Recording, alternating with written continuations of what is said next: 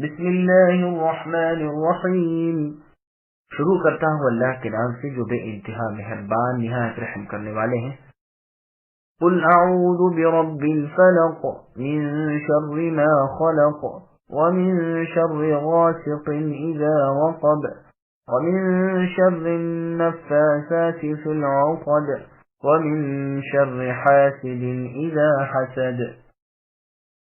آپ کہہ دیجئے کہ میں صبح کے رب کی پناہ میں آتا ہوں ہر اس چیز کی برائی سے جو اللہ نے پیدا کی ہے، اور اندھیری رات کی برائی سے جب اس کا اندھیرا پھیل جائے، اور گرہ لگا کر ان میں پھونکنے والیوں کی برائی سے بھی، اور حسد کرنے والے کی برائی سے بھی جب وہ حسد کرے۔ سامعین، آیتوں کی اب تفصیل سماعت کیجیے۔ فلق کا معنی، جابر رضی اللہ عنہ وغیرہ فرماتے ہیں فلق کہتے ہیں صبح کو۔ خود قرآن مجید میں اللہ کا ارشاد ہے فالق الاصباح۔ ابن عباس رضی اللہ عنہما سے مروی ہے کہ فلق سے مراد مخلوق ہے۔ کعب الاحبار رحمۃ اللہ علیہ فرماتے ہیں کہ فلق جہنم میں ایک جگہ ہے، جب اس کا دروازہ کھلتا ہے تو اس کی آنکھ کی گرمی اور سختی کی وجہ سے تمام جہنمی چیخنے لگتے ہیں۔ امام ابن جریر رحمۃ اللہ علیہ فرماتے ہیں کہ سب سے زیادہ ٹھیک قول پہلا ہی ہے، یعنی مراد اس سے صبح ہے۔ امام بخاری رحمۃ اللہ علیہ بھی یہی فرماتے ہیں اور یہی صحیح ہے۔ تمام مخلوق کی برائی سے جس میں جہنم بھی داخل ہے، اور ابلیس اور اولاد ابلیس بھی۔ غاسقین سے مراد رات ہے، اذا وقت سے سورج کا غروب ہو جانا مراد ہے، یعنی رات جب اندھیرا لیے ہوئے آ جائے۔ ابن زید رحمۃ اللہ علیہ کہتے ہیں کہ عرب ثریا ستارے کے غروب ہونے کو غاسقین کہتے ہیں۔ بیماریاں اور وبائیں اس کے واقع ہونے کے وقت بڑھ جاتی تھیں اور اس کے طلوع ہونے کے وقت اٹھ جاتی تھیں۔ یہ اہل جاہلیت کی توہم پرستی تھی اور عقیدے کی خرابی کی ایک بات۔ بعض مفسرین کہتے ہیں کہ مراد اس سے چاند ہے۔ ان کی دلیل مسند احمد کی یہ حدیث ہے جس میں ہے کہ رسول اللہ صلی اللہ علیہ وسلم نے عائشہ صدیقہ رضی اللہ عنہا کا ہاتھ تھامے ہوئے چاند کی طرف اشارہ کر کے فرمایا، اللہ تعالیٰ سے اس غاسق کی برائی سے پناہ مانگو۔ ایک اور روایت میں ہے کہ غاسق اذا وقب سے یہی مراد ہے۔ دونوں قولوں میں بآسانی یہ تطبیق ہو سکتی ہے کہ چاند کا چڑھنا اور ستاروں کا ظاہر ہونا وغیرہ یہ سب رات ہی کے وقت ہوتا ہے جب رات آ جائے، واللہ عالم۔ گرہوں میں پھونکنے والیاں، گرہ لگا کر پھونکنے والیوں سے مراد جادوگر عورتیں ہیں۔ مجاہد رحمۃ اللہ علیہ فرماتے ہیں کہ شرک کے بالکل قریب وہ منتر ہیں جنہیں پڑھ کر سانپ کے کاٹے پر دم کیا جاتا ہے اور آسیب جگہ پر۔ دوسری حدیث میں ہے کہ جبریل علیہ السلام رسول اللہ صلی اللہ علیہ وسلم کے پاس تشریف لائے اور فرمایا، اے محمد صلی اللہ علیہ وسلم، کیا آپ بیمار ہیں؟ نبی نے فرمایا ہاں، تو جبریل علیہ السلام نے یہ دعا پڑھی، بسم اللہ ارقیک، یعنی اللہ تعالیٰ کے نام سے میں دم کرتا ہوں آپ کو، من کل داء یؤذیک، ہر اس بیماری سے جو آپ کو دکھ پہنچائے، ومن شر کل حاسد عین، اور ہر حاسد کی برائی اور بد نظر سے، اللہ یشفیک، اللہ آپ کو شفا دیں۔ یہ حدیث صحیح مسلم کی ہے۔ نبی صلی اللہ علیہ وسلم پر جادو کرنے کی کوشش۔ اس بیماری سے مراد شاید وہ بیماری ہے جبکہ نبی صلی اللہ علیہ وسلم پر جادو کیا گیا تھا، پھر اللہ تعالیٰ نے آپ کو عافیت اور شفا بخشی۔ اور حاسد یہودیوں کے جادو کے مکر کو رد کر دیا اور ان کی تدبیروں کو بے اثر کر دیا اور انہیں رسوا اور فضیحت کیا۔ لیکن باوجود اس کے رسول اللہ صلی اللہ علیہ وسلم نے کبھی بھی اپنے اوپر جادو کرنے والے کو ڈانٹا ڈپٹا تک نہیں۔ اللہ تعالیٰ نے آپ کی کفایت کی اور آپ کو عافیت اور شفا عطا فرمائی۔ مسند احمد میں ہے کہ نبی صلی اللہ علیہ وسلم پر ایک یہودی نے جادو کیا جس سے کئی دن تک آپ بیمار رہے۔ پھر جبرائیل علیہ السلام نے آ کر بتایا کہ فلاں یہودی نے آپ پر جادو کیا ہے اور فلاں فلاں کنویں میں گرہیں لگا کر رکھا ہے، آپ کسی کو بھیج کر اسے نکلوا لیجیے۔ رسول اللہ نے آدمی بھیجا اور اس کنویں سے وہ جادو نکلوا لیا، گرہیں کھول دی، سارا اثر جاتا رہا۔ پھر نہ تو رسول اللہ صلی اللہ علیہ وسلم نے اس یہودی سے کبھی ذکر کیا اور نہ کبھی اس کے سامنے منہ میلا کیا۔ صحیح بخاری کتاب الطب میں عائشہ صدیقہ رضی اللہ عنہا سے مروی ہے کہ رسول اللہ صلی اللہ علیہ وسلم پر جادو کیا گیا۔ رسول اللہ سمجھتے تھے کہ آپ ازواج مطہرات کے پاس آئے، حالانکہ نہ آئے تھے۔ سفیان ثوری رحمۃ اللہ علیہ فرماتے ہیں کہ یہی سب سے بڑا جادو کا اثر ہے۔ جب یہ حالت آپ کی ہو گئی، ایک دن آپ فرمانے لگے کہ عائشہ، میں نے اپنے رب سے پوچھا اور میرے رب نے بتلا دیا۔ دو شخص آئے، ایک میرے سرہانے بیٹھا، ایک پائسیوں۔ سرہانے والے نے اس دوسرے سے پوچھا ان کا کیا ہے؟ دوسرے نے کہا ان پر جادو کیا گیا۔ پوچھا کس نے جادو کیا ہے؟ کہا لبید بن عاصم یہودی نے، جو بنی زریق کے قبیلے کا ہے، جو یہود کا حلیف ہے اور منافق شخص ہے۔ کہا کس چیز میں؟ کہا سر کے بالوں اور کنگھی میں۔ پوچھا وہ کہاں ہے؟ کہا تر کھجور کے درخت کے چھال میں، پتھر کی چٹان تلے، زروان کے کنویں میں۔ پھر رسول اللہ صلی اللہ علیہ وسلم اس کنویں کے پاس تشریف لائے اور اس میں سے وہ نکلوایا۔ اس کا پانی ایسے تھا گویا مہندی کا گدلا پانی۔ اس کے پاس کے کھجوروں کے درخت شیطانوں کے سر جیسے تھے۔ میں نے کہا بھی کہ یا رسول اللہ، ان سے بدلہ لینا چاہیے۔ نبی نے فرمایا الحمدللہ، اللہ تعالیٰ نے مجھے تو شفا دے دی اور میں لوگوں میں برائی پھیلانا پسند نہیں کرتا۔ دوسری روایت میں یہ بھی ہے کہ ایک کام کرتے نہ تھے اور اس کے اثر سے یہ معلوم ہوتا تھا کہ گویا میں کر چکا ہوں، اور یہ بھی ہے کہ اس کنویں کو رسول اللہ کے حکم سے بند کر دیا گیا۔ یہ بھی مروی ہے کہ 6 مہینے تک آپ کی یہی حالت رہی۔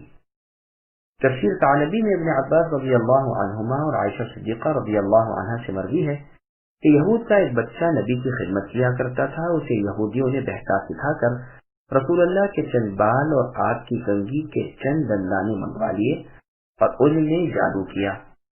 اس کام میں زیادہ تر کوشش کرنے والا لبید بن عاصم تھا۔ پھر دروان نامی کنویں میں جو بنو زریق کا تھا اس میں ڈال دیا۔ پھر رسول اللہ صلی اللہ علیہ وسلم بیمار ہو گئے، سر کے بال جھڑنے لگے۔ خیال آتا تھا کہ میں عورتوں کے پاس ہو آیا، حالانکہ آتے نہ تھے۔ گو آپ اسے دور کرنے کی کوشش میں تھے، لیکن وجہ معلوم نہ ہوتی تھی۔ 6 ماہ تک یہی حالت رہی۔ پھر وہ واقعہ ہوا جو اوپر بیان کیا کہ فرشتوں کے ذریعے آپ کو اس تمام حال کا علم ہو گیا، اور نبی صلی اللہ علیہ وسلم نے علی کو، زبیر کو اور عمار بن یاسر رضی اللہ عنہم کو بھیج کر کنویں میں سے وہ سب چیزیں نکلوائیں۔ ان میں ایک تانت تھی جس میں 12 گرہیں لگی ہوئی تھیں، اور ہر گرہ پر ایک سوئی چھپی ہوئی تھی۔ پھر اللہ تعالیٰ نے یہ دونوں صورتیں اتاری۔ رسول صلی اللہ علیہ وسلم ایک ایک آیت ان کی پڑھتے جاتے تھے اور ایک گرہ اس کی خود بخود کھلتی جاتی تھی۔ جب یہ دونوں صورتیں پوری ہوئیں، وہ سب گرہیں کھل گئیں اور آپ بالکل شفایاب ہو گئے۔ ادھر جبرائیل علیہ السلام نے وہ دعا پڑھی جو اوپر گزر چکی ہے۔ لوگوں نے کہا اللہ کے رسول ہمیں اجازت دیجیے کہ ہم اس خبیث کو پکڑ کر قتل کر دیں۔ آپ نے فرمایا نہیں، اللہ تعالیٰ نے تو مجھے تندرستی عطا فرمائی اور میں لوگوں میں شر و فساد پھیلانا نہیں چاہتا۔ یہ روایت تفسیر ثعلبی میں بلا سند مروی ہے۔ اس میں غرابت بھی ہے اور اس کے بعد حصے میں سخت نکارت ہے اور بعض کے شواہد بھی ہیں جو پہلے بیان ہو چکے ہیں۔ واللہ اعلم۔ سامعین الحمدللہ، سورۃ الفلق کی تفسیر مکمل ہوئی۔ سامعین، تفسیر سورہ فلق اور سورہ ناس سماعت کیجیے۔ ان صورتوں کا تعارف اور فضائل۔ مسند احمد میں ہے کہ عبداللہ بن مسعود رضی اللہ عنہ اس صورت کو اور اس کے بعد کی صورت کو قرآن میں نہیں لکھتے تھے اور فرمایا کرتے تھے کہ میری گواہی ہے کہ رسول اللہ صلی اللہ علیہ وسلم نے مجھے خبر دی کہ جبرائیل علیہ السلام نے آپ صلی اللہ علیہ وسلم سے فرمایا قل اعوذ برب الفلق، تو میں نے بھی یہی کہا۔ پھر فرمایا قل اعوذ برب الناس، تو میں نے یہی کہا۔ تو ہم بھی اس طرح کہتے ہیں جس طرح رسول صلی اللہ علیہ وسلم نے کہا۔ ابی بن کعب رضی اللہ عنہ سے ان دونوں صورتوں کے بارے میں پوچھا جاتا ہے اور کہا جاتا ہے کہ آپ کے بھائی ابن مسعود رضی اللہ عنہ تو ان دونوں کو قرآن کریم میں سے کاٹ دیا کرتے تھے۔